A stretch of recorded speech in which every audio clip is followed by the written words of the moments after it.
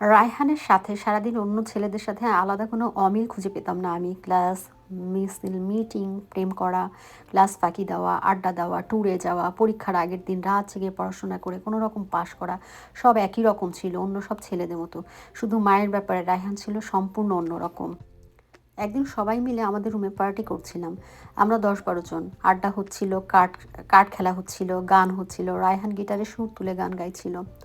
ওর phone আসায় ও আসর ছেড়ে উঠে এলো। আমাদেরকে ইশারায় চুপ হতে বলল। তাও শব্দ হচ্ছিল।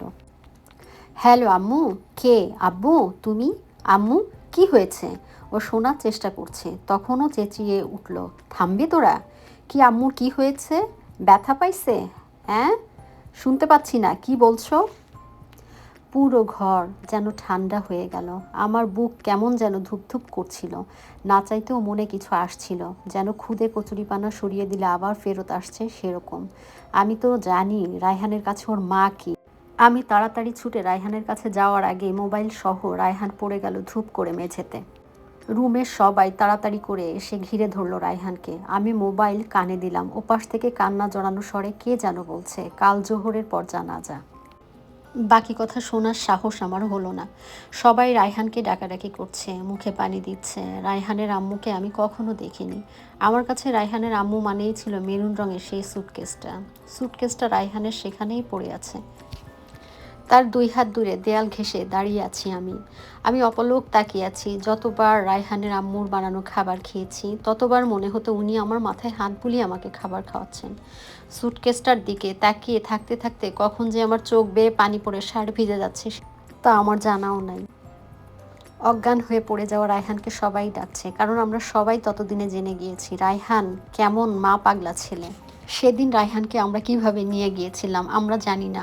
রায়হানের কান্নায় ভারী হয়ে উঠেছিল আকাশ বাতাস আর পুরো ঘর। রায়হান কখনো না বললেও আমার কেন যেন মনে হতো রায়হান অনেক ধনীর ছেলে। ওর কাপড় চোপড়, খাবার দাবার দেখে আমার মনে হতো বড়লোক বাপের আদরের ছেলে, কিন্তু ওদের ঘরে গিয়ে দেখলাম তেমন না। আর 5টা সাধারণ পরিবারের মতোই মধ্যবিত্ত ওদের পরিবার। 4 ভাই 3 বোন, তার মধ্যে রায়হানই সবার ছোট। অন্য সব ভাই বোনদের সাথে রায়হানের বয়সের পার্থক্য প্রায় 10 থেকে 15 বছরের। তাই হয়তো মায়ের এত কাছের ছিল রায়হান।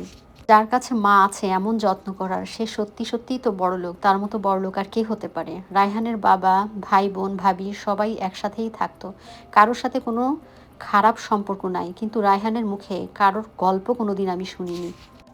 শুধু ওর আম্মুর কথাই বলতো। আমি ভাবতাম বাপ মার একমাত্র আদরের ছেলে হয়তো।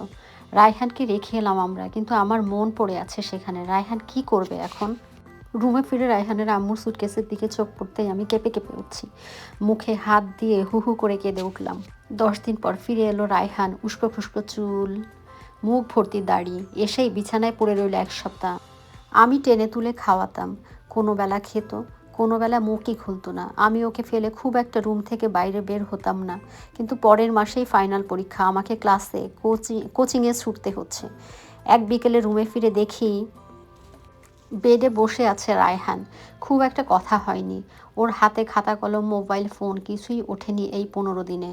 বন্ধুরা এসে রুমে একটু দেখে গেছে, কেউ কথা বলার সাহস করেনি। আমি ওর পাশে বসে বললাম, এবার পরীক্ষা ড্রপ করবি? বাকি কথা আমি বলতে পারলাম না। তার আগেই মাথা নাড়তে নাড়তে বলে উঠল রায়হান, না, আমার পড়াশোনার জন্যই মা আমাকে এখানে পাঠিয়েছে। পড়াশোনার জন্য আমি মাকে শেষ মুহূর্তে একবার দেখতেও পারিনি। এত কিছু করেছে মা আমার জন্য, পরীক্ষা আমি দিব। বলতে বলতে উঠে গেল সে। পরের দিন থেকে ঠিকঠাক হয়ে মোটামুটি আবার পড়াশোনায় মনোযোগ দেয়।